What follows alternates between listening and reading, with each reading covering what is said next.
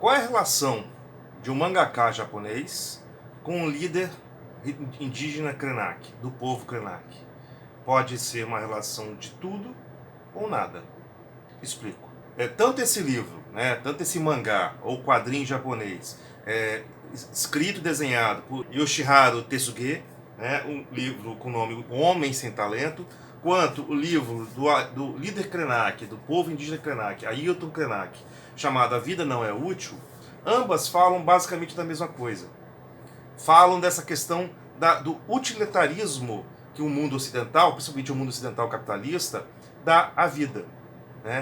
Ambos discutem de forma diferentes, o Ailton, no seu texto bem reflexivo, tomando como referência a própria cultura do seu povo, com relação à vida, e o mangaka japonês, Tezuge, usando como exemplo também um mangaka, um personagem da história, que para ele a inutilidade da vida faz parte da vida dele.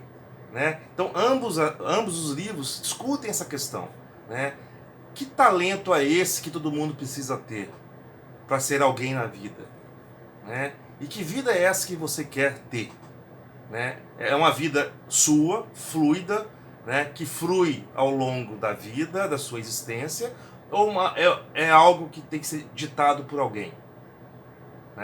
Por uma sociedade, por um sistema econômico, por pressões externas a você, que te obrigam a ser, às vezes, o que você não quer ser. Ou te tolhem os sonhos, te tolhem as suas expectativas, as suas necessidades. Uma coisa que eu até discuto bastante é exatamente essa relação entre a utilidade e a necessidade. Ambos os livros deixam muito claro isso. A questão, eles criticam muito essa questão do utilitarismo, do conceito da vida ser útil, das pessoas terem que ser úteis, para serem importantes, para serem alguém, para terem alguma existência na sociedade atual, enquanto o que a gente precisa, na verdade, é que as pessoas sejam necessárias. Todos são necessários perante o nosso mundo. Todos são necessários perante a nossa sociedade. A necessidade é muito diferente da utilidade. A utilidade tratada nesse mundo contemporâneo, esse mundo capitalista, principalmente contemporâneo, dá a você um conceito de produto que tem prazo de validade.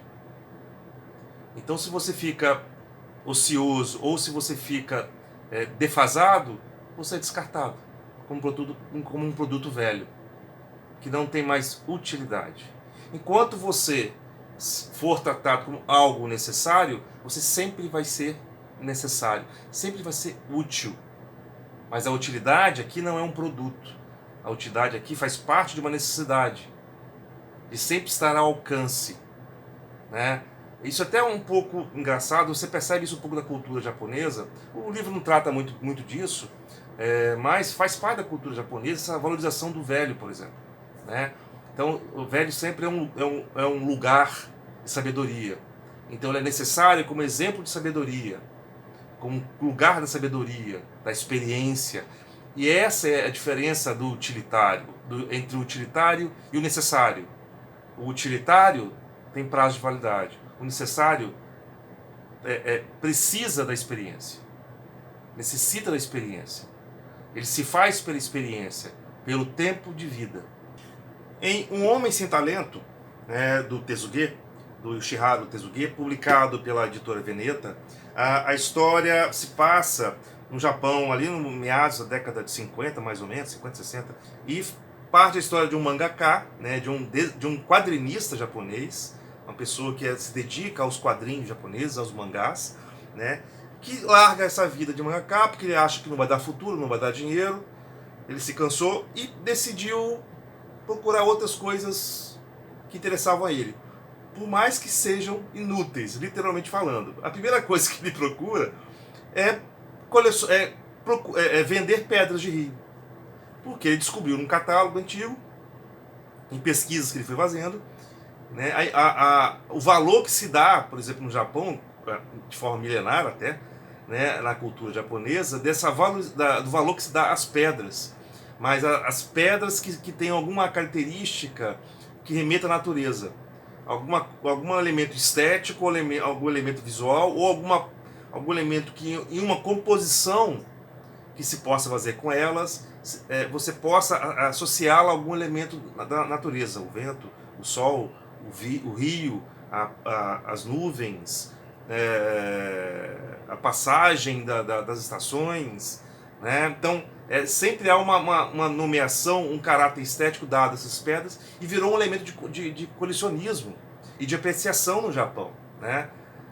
E ele descobriu isso através de leitura, de pesquisas dele, e achou que poderia também procurar pedras no rio próximo à casa dele e dali vender e ficar rico com isso. Só que ele descobriu que não era bem assim. Qual é o interesse que as pessoas têm de comprar uma pedra que está ali do lado do rio, perto da casa delas?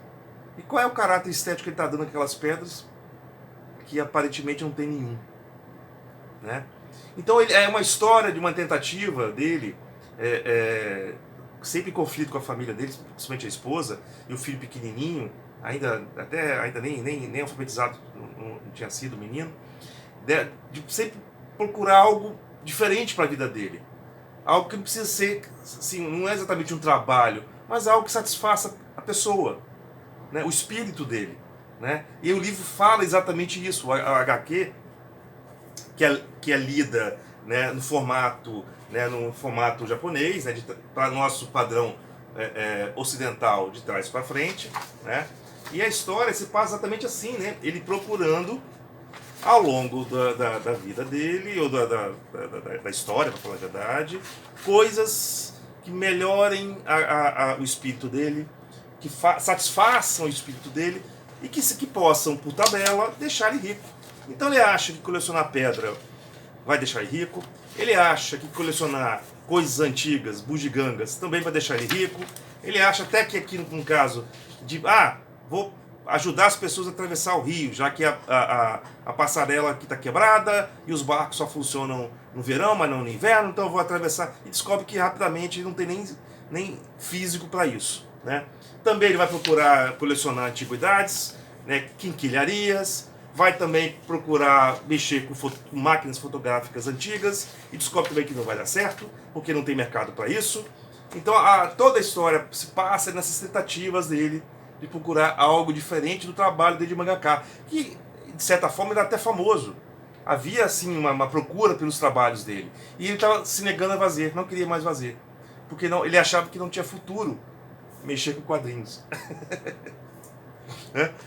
E ao longo dessa HQ se discute exatamente isso, né? E a crítica muito firme da esposa dele, que toda hora esculhamba ele pelas decisões que ele faz, né? Que são sempre erradas, nunca dão certo, viviam sempre na miséria. Ela vivia distribuindo panfleto na rua para poder também ajudar no dinheiro da casa, né? Enquanto quando ele era, né, um mangaka, sempre tinha algum dinheiro. Não eram ricos, não eram nada, mas tinham um certo conforto na casa. E na hora que ele larga isso e vai procurar outras coisas da vida, né, ele descobre que não é bem assim tão fácil, né? As coisas nem tudo vai te trazer dinheiro, mas só que ele tem uma responsabilidade muito grande, tem esposa e filho, né, para viver, e vive sempre numa miséria, sempre caçando dinheiro, precisando de dinheiro, né, ao ponto deles conseguirem um dinheirinho e fazerem uma viagem para a região montanhosa ali perto da cidade deles,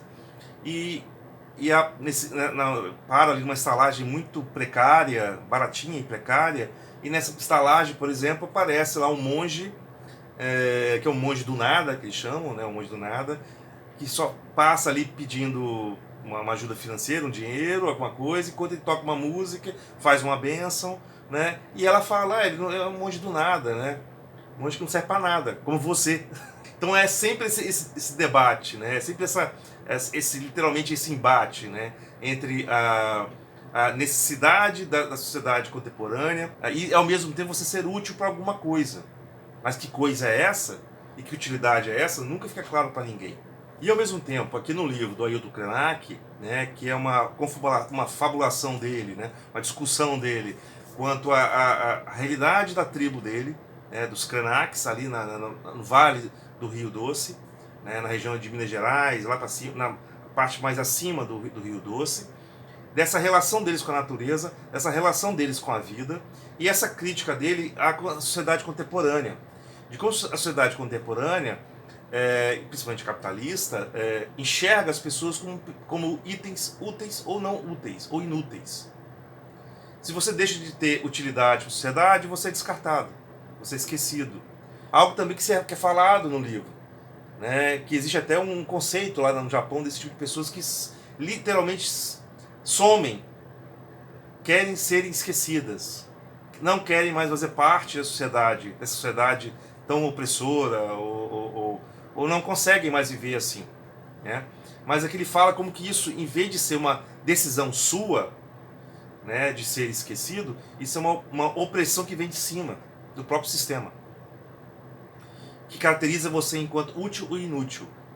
Enquanto que a vida não tem nada disso. A vida não tem que ser inútil, a vida tem que ser vivida, como diz o próprio Ailton, né? A vida é uma fruição.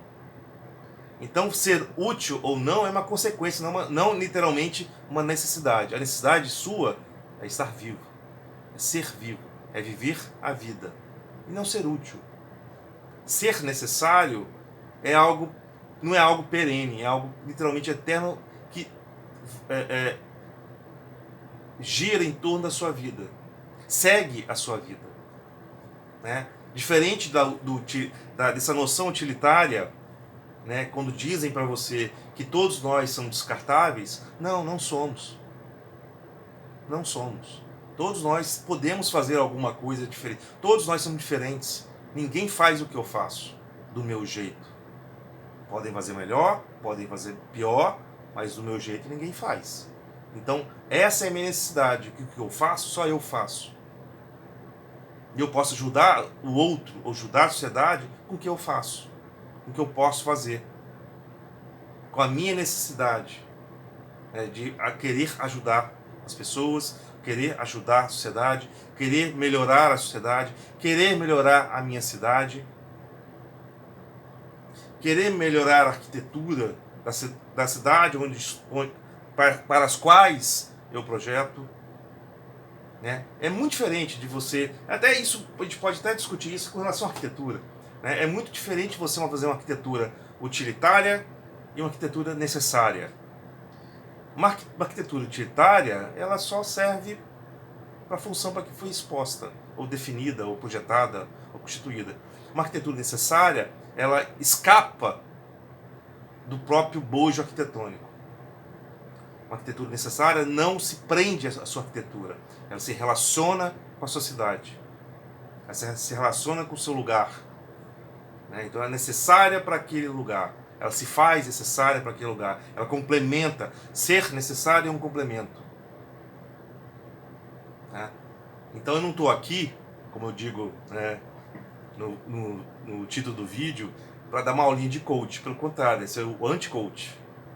Você tem que ser necessário, primeiramente para você, a sua vida tem que ser necessária para você, a sua vida tem que se bastar para você, você sempre, logicamente, tentando melhorá-la, né? Buscando coisas melhores, ou buscar uma relação mais em paz com a vida, ou com o mundo em que você está vivendo.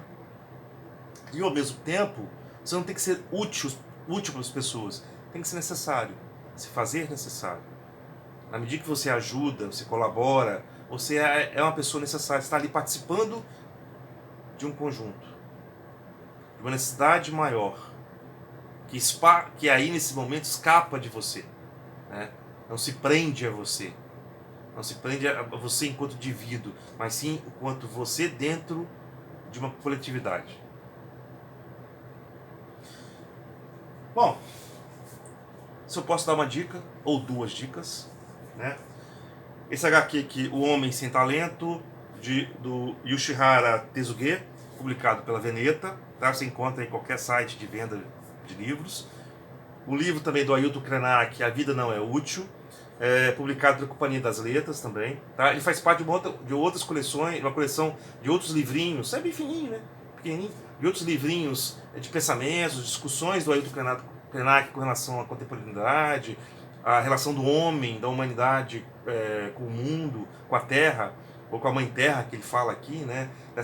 Que ele diz que É interessante a forma que ele fala com relação às cidades, que ele diz que... cadê? Deixa eu ver se eu acho aqui a anotação que eu fiz. É interessante isso que ele fala. Eu sempre olhei essas grandes cidades no mundo como um implante sobre o corpo da Terra.